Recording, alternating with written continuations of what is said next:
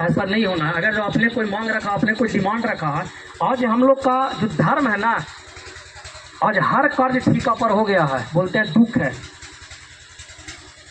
आज हमारा जो कार्य करने की विधि है, सब चीज़ ठीका। बच्चा पढ़ाना है, मास्टर को ठेकेदारी। घर बनाना है, ठेकेदार को ठेकेदारी। धर्म का भी ठीका मिल गया है। बाबा संतान उत्पत्ति ना हुई, कहा होता है 11,000 रुपये देगा, जाप कर दो वो हो जी। तो बाबा की 11,000 हो गया, उसके बाद क्या आपको करना है मतलब नहीं, उसकी भी ठेकेदारी।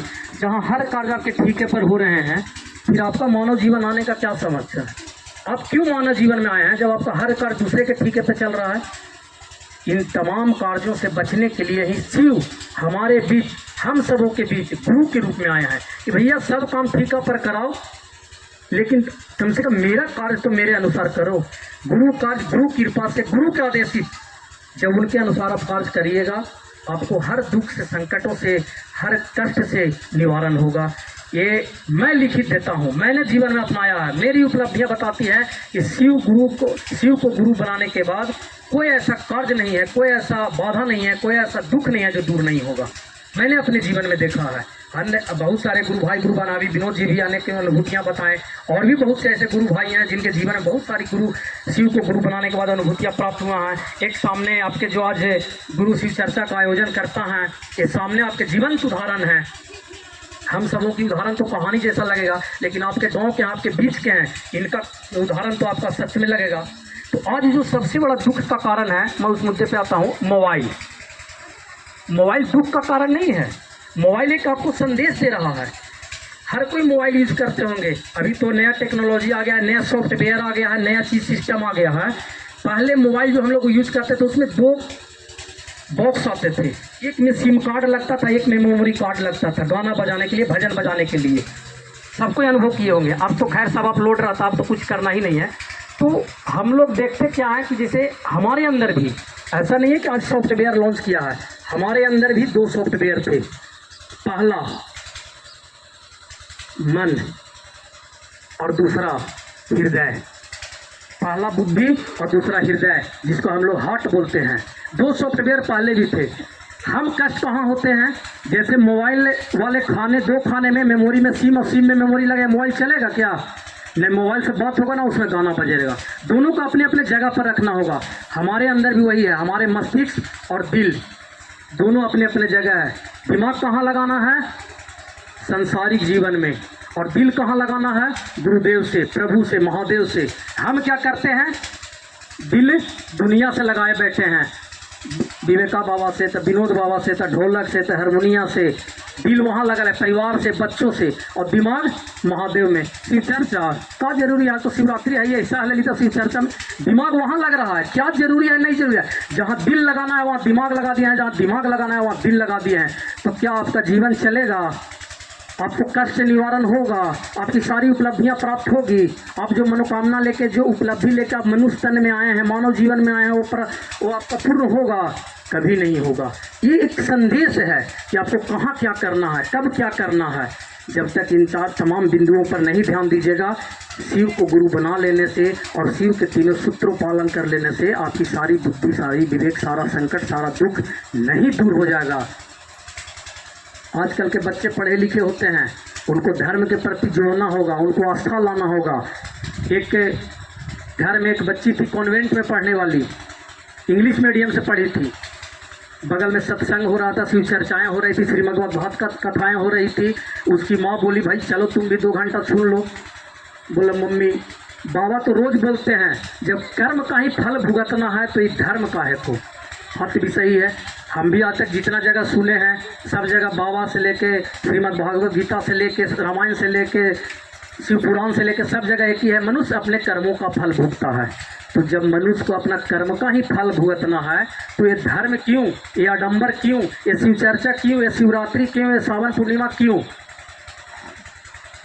इन तमाम दुखों के साथ वो माता जी जो थी, वो जो संत थे, जो कथा वाचक थे, उनके शरण में जाते हैं। कथा 3 घंटा पूर्ण होता है। लास्ट में जब बाबा अपने आश्रम में जाते हैं तो माता जी पहुंचती हैं।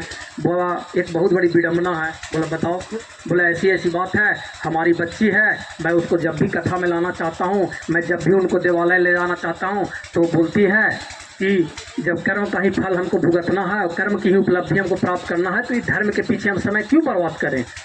संत बोले कोई बात नहीं है, मैं कल तुम्हारे घर आऊँगा, मैं प्रयास करता हूँ उसको समझाने का, मैं प्रयास करता हूँ उनको सीख देने का। दूसरे दिन बाबा आते हैं, बच्ची को बुलाया जाता है। बोला क्या प्रॉब्लम है तुम्हारा। बोला कोई बाबा नहीं, आप ही तो बताएं, आप ही तो लगातार कथा में प्रवचन में श्रीमद् भागवत गीता में कहते हैं कि मनुष्य अपने कर्मों का फल भुगतता है। बोला हाँ बिल्कुल, मैं अभी भी बोल रहा हूँ, लेकिन ये चीज़ तो बताओ कि कौन कर्म का फल कौन मिलेगा, ये कौन बताएगा। बोला ये तो पता ही नहीं है। बोला कि इसीलिए धर्म की आवश्यकता है। जैसे आप किसी को गाली दे रहे हैं, वो भी एक कार्य है। आप किसी को गाली दे रहे हैं, ये भी एक कार्य है। और आप मंदिर में आके प्रणाम निवेदित करें, ये भी एक कार्य है। लेकिन प्रणाम निवेदित करना बेहतर है या किसी को गाली देना बेहतर है, ये बताने के लिए धर्म की आवश्यकता है। इस कार्य को बताने के लिए गुरु की आवश्यकता है। एक कार्य को बताने के लिए सत्संग की आवश्यकता है। एक कर्म को बताने के लिए संत की आवश्यकता है। तब जाकर उस बच्ची का, उसे जो कॉन्वेंट में इंग्लिश मीडियम में पढ़ने वाली थी, उसका दिमाग खुलता है और तब उसको धीरे धीरे संत के प्रति, धर्म के प्रति जागरूकता बढ़ती है। तो आप तमाम कार्य कर रहे हैं, आप तमाम विधि विधान कर रहे हैं, लेकिन कौन विधान आपके मोक्ष के लिए होगा, कौन विधान आपको मनुष्य तन से छुटकारा के लिए होगा, कौन विधान आपको ज्ञान प्राप्ति के लिए होगा, ये धर्म बताएगा। इसलिए कर्म के साथ साथ आपको धर्म की निहायत आवश्यकता है। धर्म करना बहुत जरूरी है। और धर्म अच्छा हो, एक कर्म अच्छा हो या खराब हो, इसके बताने के लिए एक आपके जीवन में गुरु की आवश्यकता है। और वो भी ऐसे गुरु जो सबसे ऊपर है। गुरु की दर्जा हमारे जैसा गुरु नहीं, शारीरिक गुरु नहीं, वो ऐसे गुरु हो जो सबसे ऊपर है। गुरु की एक मंत्र है, गुरु रे ब्रह्मा गुरु रे विष्णु गुरु रे देवो महेश्वरा गुरु साक्षात परब्रह्म है तस्मै श्री गुरुवे नमः। इसके अर्थ कौन कैसे लगाते हैं मैं नहीं जानता हूँ, लेकिन मैंने जो सुना है और मैंने जो जीवन में अनुभव किया है, उसका अर्थ सीधी सी है कि गुरु रे ब्रह्मा गुरु रे विष्णु। गुरु ब्रह्मा और विष्णु नहीं हो सकता है। एक शिष्य जो है, एक भक्त जो है, अपनी गुरु की तुलना ब्रह्मा से करता है, उसकी संतुष्टि नहीं होती है। बोलते ना हमारे गुरु ऐसे होना चाहिए जो ब्रह्मा से भी श्रेष्ठ हो। तब फिर बोलता है विष्णु गुरु रे विष्णु। बोले ना, वहाँ भी उसको अपने गुरु को लेवल में महसूस नहीं होता है। जैसे अभी ढोलक वादक बजाए, थोड़ा इसको ऊपर करो, इसको डाउन करो, इनको लगता है कि हम जो वादन कर रहे हैं वो हमारे लेवल के अनुसार साउंड नहीं साउंड कर रहा है। तो वो शिष्य भी लगता है कि मेरे जो गुरु हैं वो ब्रह्मा विष्णु से भी श्रेष्ठ होनी चाहिए। तब वो बोलते हैं गुरु परम ब्रह्म परमेश्वर। तब वो बोलते हैं कि हाँ हमारे गुरु ऐसे हुए जो परमेश्वर हो। तब जाकर के वो उनकी नज़र, उनकी आस्था, उनकी विश्वास शिव के पास रुकता है कि हाँ हमारे गुरु अगर कोई हो सकते हैं या तो स्वयं शिव हो सकते हैं या शिव के समकक्ष हो सकते हैं। तो शिव के समकक्ष को है नहीं, तो फिर शिव को ही क्यों नहीं गुरु बना लिया जाए। तब वो शिव से संतुष्ट होकर के और शिव को गुरु बनाते हैं। और बनाने के बाद हम आप सभी जन जन तक इस बात को बताते हैं कि शिव को ही गुरु बनाइए। हम सभी को जन कल्याण कर सकते हैं, हम सभी को जन जन तक पहुंचा सकते हैं। जब हमारे महामानव हरिंद्रनाथ जी शिव को गुरु बनाए थे तो बोले भैया ठीक है गुरु दक्षिणा। बोले गुरु दक्षिणा बस एक ही है कि जो मैं तुम्हें बताया हूँ, 3 सूत्र दिया हूँ, इस कलयुग में, इस सृष्टि में जन जन तक इसको पहुँचा देना है, मेरी गुरु दक्षिणा वही होगी। हम भी जब आपसी शिष्यता लेते हैं किसी गुरु भाई से, किसी गुरु बहना से, आपकी नाम का घोषणा होता है, तो वो गुरु दक्षिणा के रूप में सिर्फ एक ही चीज़ है कि आपको जो बताया गया है वो आप अपने बगल वाले को बताइए, आप अपने आस पड़ोस के बताइए, तभी गुरु दक्षिणा। और बिना गुरु दक्षिणा का गुरु का शिष्यता ग्रहण करना सफल नहीं होता। आप किसी को भी गुरु बनाइए, आप शारीरिक गुरु बनाते हैं, चाहे स्वामी धर्मेंद्र राजा जी को बताइए,